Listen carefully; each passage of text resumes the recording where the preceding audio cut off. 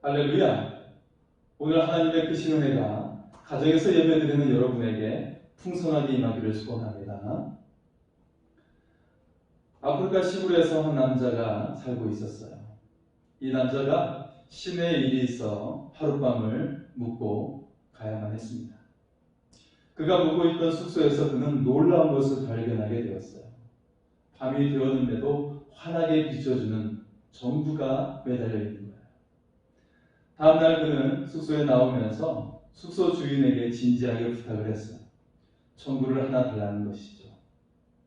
주인은 이상하게 생각했지만 전구 하나를 기꺼이 주었어요. 이 남자는 집에 돌아와서 천장에 전구를 매달았어요. 자, 잔뜩 기대를 하고 있었는데 이내 그는 실망하고 말았어요. 전구에서 불이 들어오지 않았기 때문이죠. 이를 지켜본 한 남자가 이 사람에게 말을 해주었어요.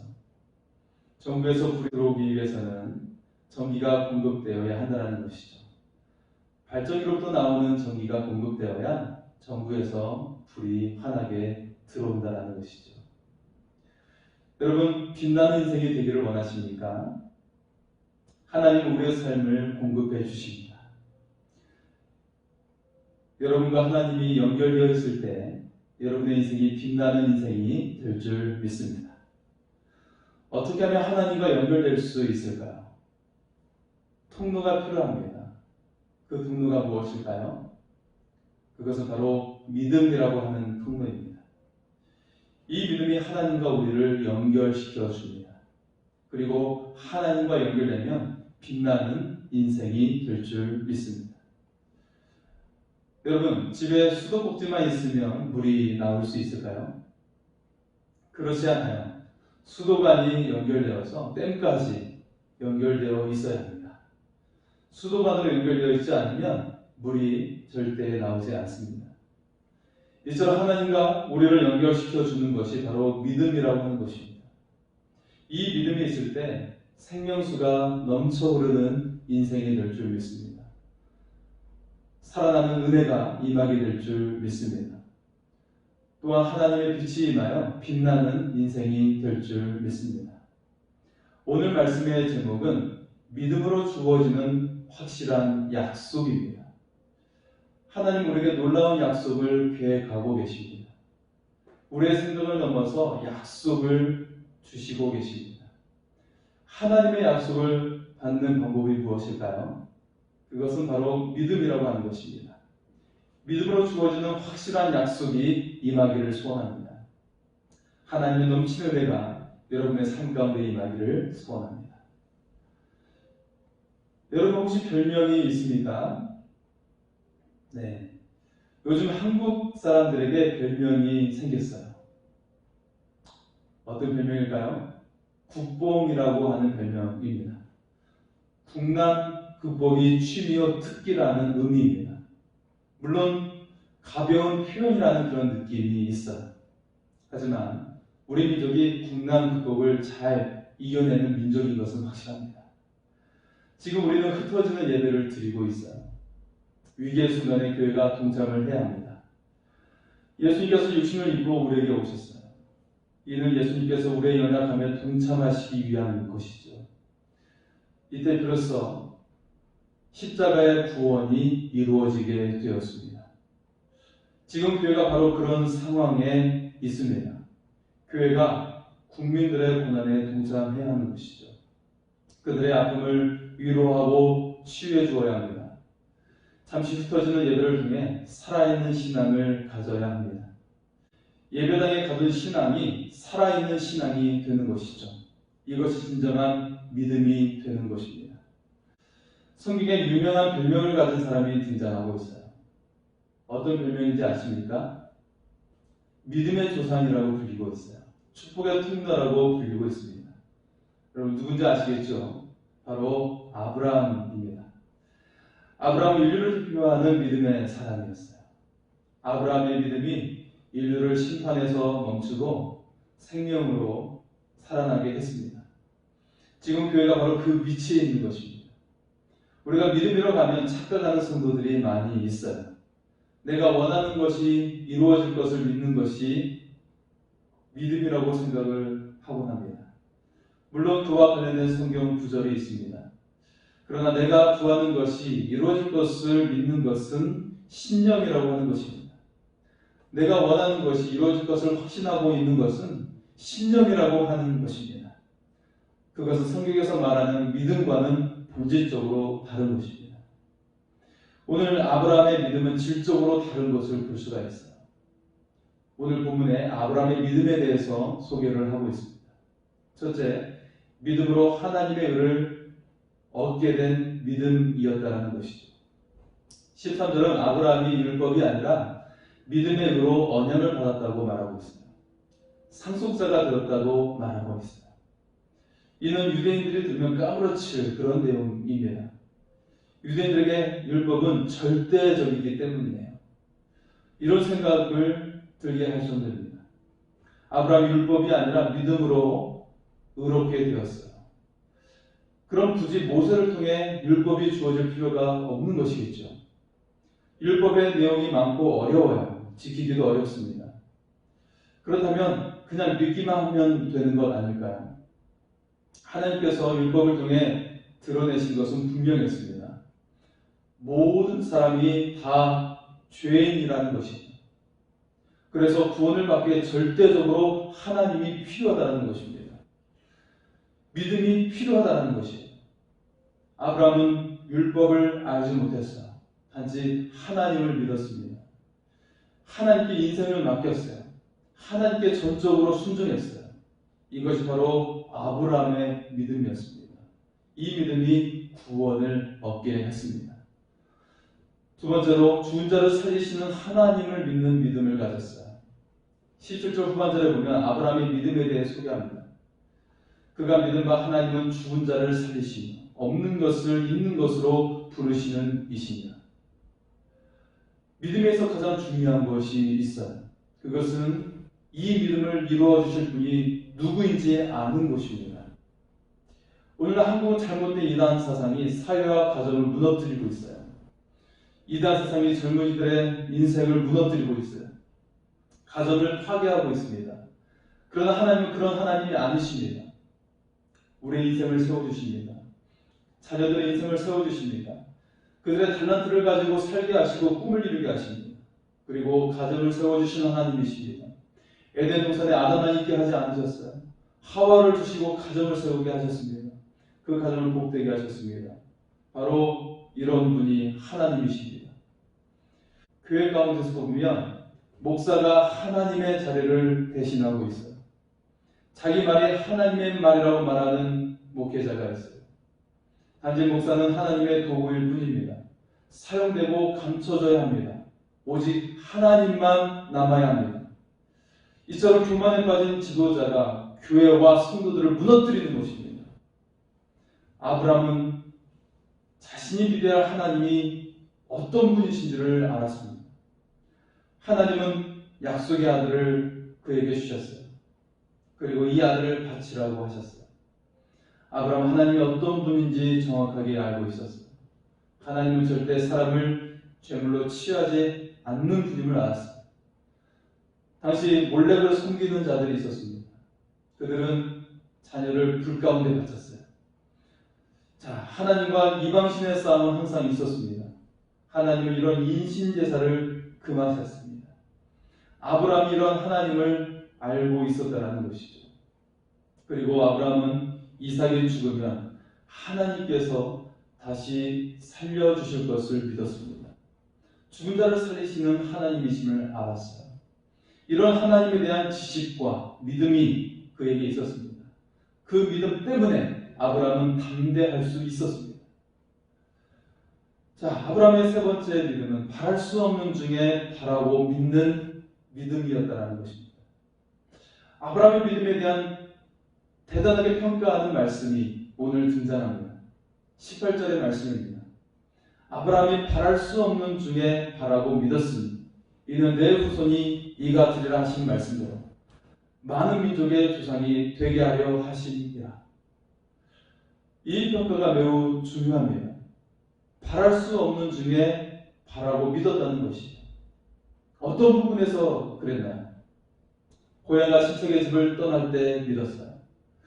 사람과 그리고 세상을 의지하지 않는 믿음이었다는 것입니다. 75세에 약속의 아들을 주신다고 했을 때 그는 믿었어요. 나이가 많죠. 바랄 수 없는 중에도 바라는 믿음이 그에게 있었습니다. 그리고 99세 때 1년 뒤 약속의 아들이 태어날 것이라는 것을 그는 믿었어요. 더 이상 생물학적으로 불가능한 상황이에요. 불가능한 상황도 가능케 하시는 하나님을 믿었다는 것이에요. 왜 그랬을까요? 이것은 매우 중요합니다. 아브라함은 하나님께서 말씀하셨기 때문에 믿었습니다.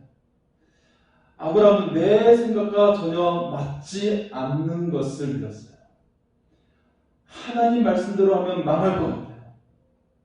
그 말씀대로 하면 죽을 것 같아요. 그러나 그 말씀을 믿었어요. 여기에 아브라함의 믿음이 얼마나 위대한지를 알 수가 있습니다. 어떤 병원에서 아이와 엄마가 들어왔어요. 이 아이가 얼마나 장난을 치는지 모릅니다. 정말 정신이 하나가 없을 정도입니다. 그런데 어느 순간 조용해지는 거예요. 어떻게 됐을까요? 아이 엄마가 진료를 받기 위해 진료실에 들어간 거죠. 혼자 남게 된 아이가 기죽은 듯 조용히 있는 것입니다. 우리 인생이 이와 같습니다. 사람들이 살기 힘든 이유가 어디에 있습니까? 자신 없는 이유가 어디 있습니까? 단지 눈에 보이는 상황 때문에 그럴까요? 그렇지 않습니다. 정말 그들에게 하나님이 계신다면 다릅니다. 천지를 만드시고 만물의 주인 되신 하나님의 자녀가 된다면 다릅니다. 그런 사람은 환경의 지배를 받지 않아요. 사람의 지배를 받지 않아요. 열등감에 사로잡히지 않습니다. 믿음의 담대함으로 살아가게 돼요. 하나님께서 주신 비전을 가지고 담대하게 살아갑니다. 아브라함은 자기 인생을 손들지 하나님께 맡겼습니다.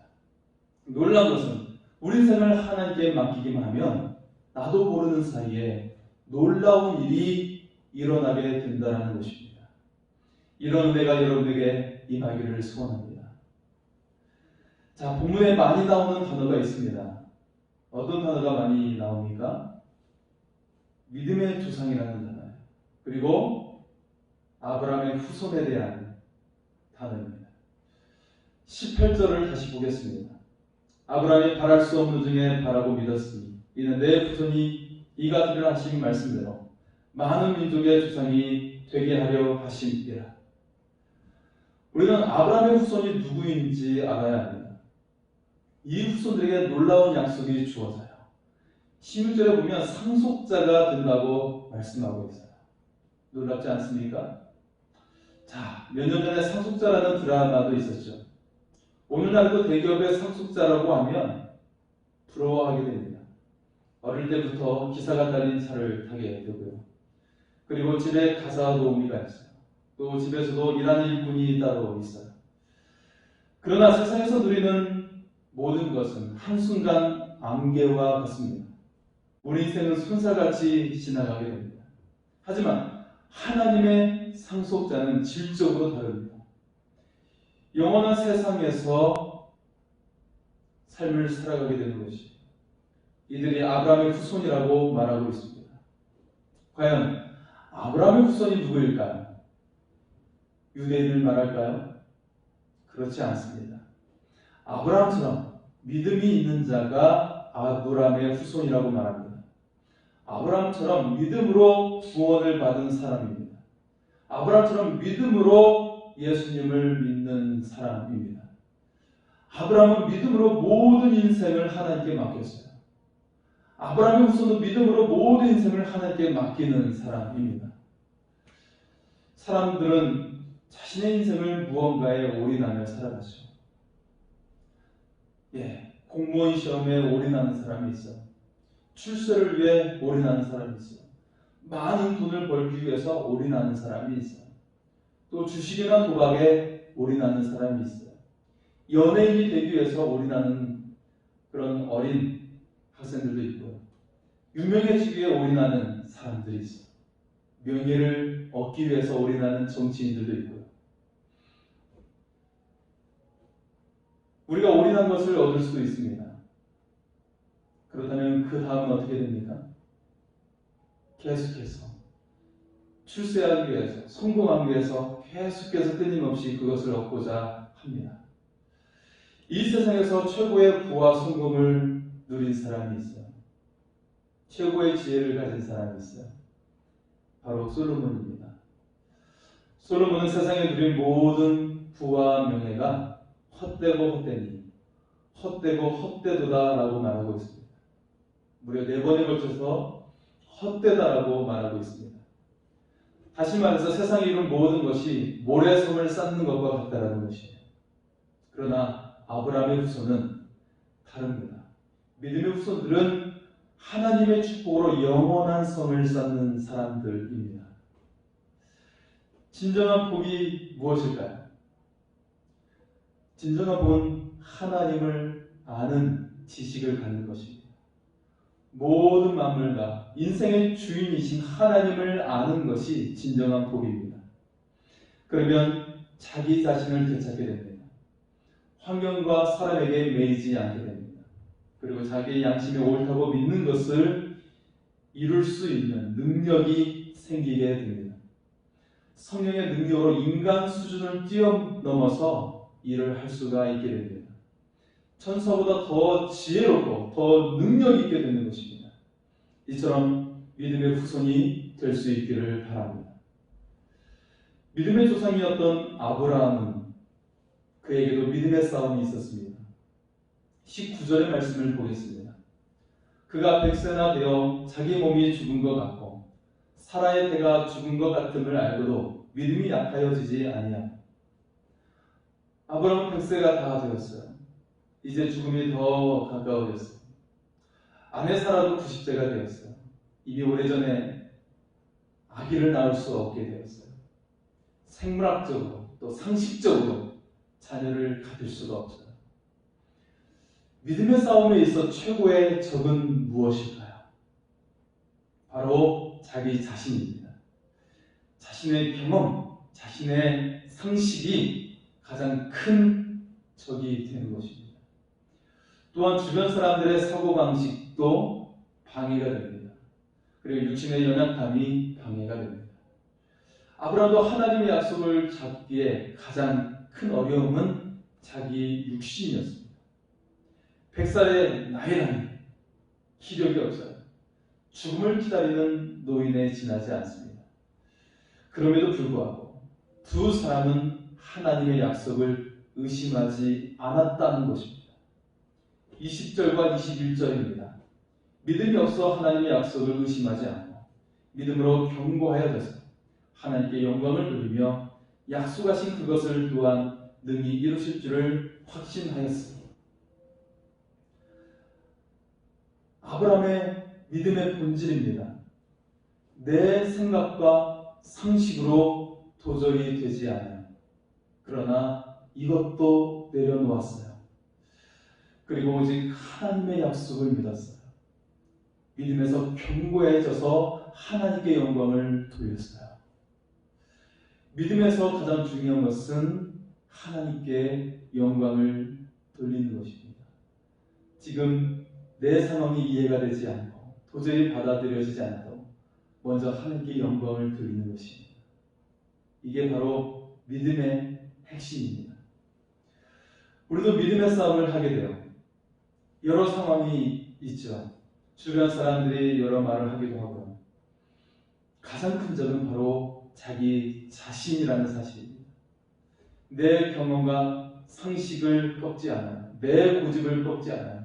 이것이 바로 내 발목을 잡습니다. 내 생각과 경험이 나를 넘어지게 합니다. 믿음은 바로 이것을 뛰어넘는 것입니다. 도저히 이해가 안 되는 하나님의 약속을 믿는 것이에요. 도저히 받아들일 수 없는 그 약속을 믿는 것입니다. 그 약속을 주신 하나님께 영광을 돌리는 것입니다. 이것이 바로 믿음입니다. 아브라함의 믿음은 불가능한 것을 믿었습니다. 사람들이 조롱하고 비웃었지만 믿었습니다. 그 이유가 무엇입니까? 하나님께서 주신 약속이기 때문에 믿었습니다. 자신은 하나님 손에 빚어진 피조물에 불과함을 알았어요. 따라서 하나님의 손에 붙들리기만 하면 위대하게 빚어질 것을 믿었습니다. 하나님이 이런 아브라함을 축복해 주셨어요. 누구든지 아브라함처럼 믿기만 하면 아브라함처럼 되는 것입니다. 우리도 100% 하나님께 인생을 맡기면 하늘이 뚫리면서 축복을 받게 될 줄 믿습니다. 오늘 아브라함같이 믿으시기 바랍니다. 그러면 아브라함처럼 위대한 인생이 될 줄 믿습니다. 전 세계적으로 코로나19와 맞서 싸우고 있습니다. 초강된 미국이 가장 많은 확진자를 기록을 하고 있습니다. 10만 명이 넘게 되었습니다. 더 두려운 것은 그들을 과연 치료할 수 있는가라고 하는 것이죠. 코로나19를 맞으면서 우리는 새로운 시대를 살아가야 합니다. 역사자 유발 하라리의 경고처럼 코로나19 이후에 새로운 시대를 살아가야 합니다. 많은 성도들이 예배당에 갇힌 신앙을 살아왔어요. 삶 속에서는 신앙과 거리가 멀었던 삶을 살았어요. 수많은 기독교인들이 있음에도 불구하고 좋은 변화가 일어나지 않았어요. 우리가 만약 정말 믿음으로 살아간다면 반드시 변화가 일어납니다. 주님은 우리 자체가 빛이 되었고 소금이 되었다고 말씀하셨습니다. 왜냐하면 우리 안에 계신 주님이 우리 가운데 일하시기 때문입니다. 주님을 믿는 우리 안에 주님이 역사하시기 때문입니다. 아브라함 한 사람이 그 시대의 멸망을 멈추게 했습니다. 바벨탑으로 멸망받을 인간의 심판을 멈추게 했습니다. 성경의 역사는 언제나 믿음의 사람을 통해 심판을 멈추게 했습니다. 오늘 우리도 마찬가지입니다. 우리의 믿음이 지금의 아픔을 끝낼 수 있습니다. 이제는 하나님을 예배당에 가두었던 신앙에서 벗어나야 합니다. 그리고 우리의 모든 삶에 계시는 하나님을 주장해야 합니다. 우리의 모든 삶을 주관하시는 하나님을 드러내야 합니다. 때로는 우리가 인생의 밑바닥에 떨어질 수도 있습니다.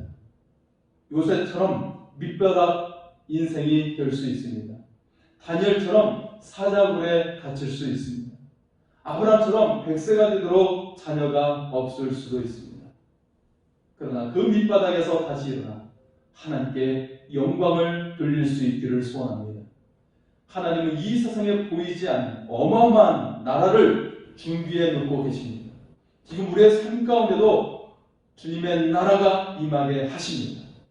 하나님은 믿는 자를 다시 일으켜 영광스러운 자리에 세워 놓으십니다. 우리는 하나님 앞에서 티끌과 같은 존재입니다.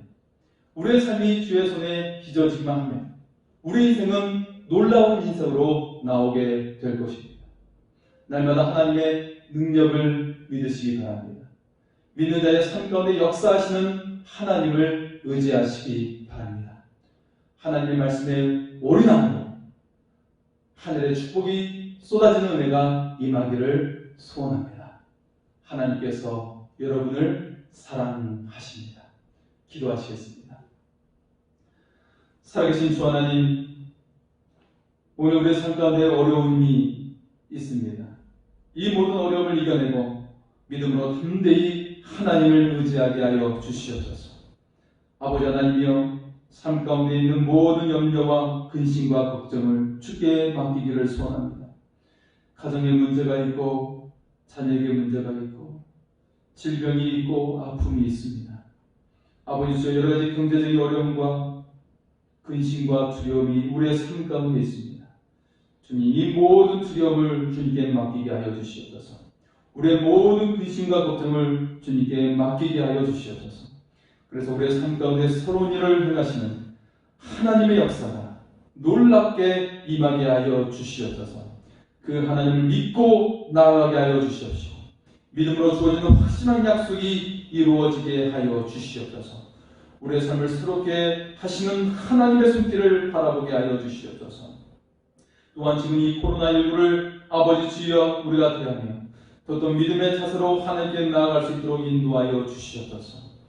아버지 주 예배당에 갇혔던 우리의 신앙이 살아있는 신앙으로 나오게 하여 주시옵소서. 하나님과 일대일로 만나는 신앙이 되게 하여 주시고 하나님과 동행하는 신앙으로 나올 수 있도록 함께하여 주시옵소서. 새로운 믿음이 우리 가운데 임하게 하여 주셔서 새로운 삶을 일으켜 세울 수 있도록 함께하여 주시옵소서. 이제는 우리 주 예수 그리스도의 은혜와 하나님 아버지의 극진하신 사랑과 성령님의 교통하심이 믿음으로 하나님께 모든 인생을 맡기며 살아가게 하시고 하나님의 손에 빚어져 위대한 인생으로 나오는 삶이 되어지도록 주의 성도들과 자녀들의 모든 삶에 질병과 맞서 싸우는 이 나라와 백성들 위해 지구촌의 모든 나라들 위해 이제와 영원토록 함께하여 주시기를 축원하옵나이다. 아멘.